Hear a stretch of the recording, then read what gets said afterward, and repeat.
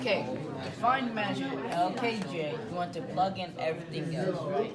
So for LKZ, that's gonna be 4x plus 6. And ZKJ, that's 74. And LKJ, the whole thing, is 12x. So you want to put these equal to each other to find the measure of LKJ.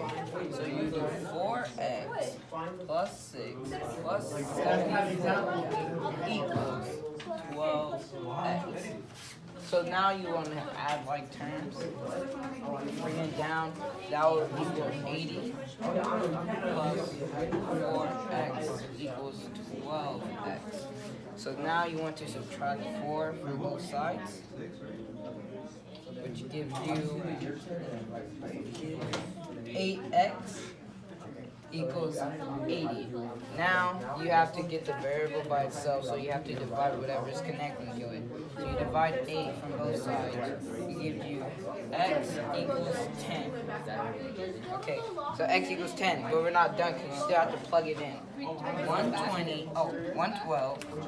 12 x equals 12 10 equals x.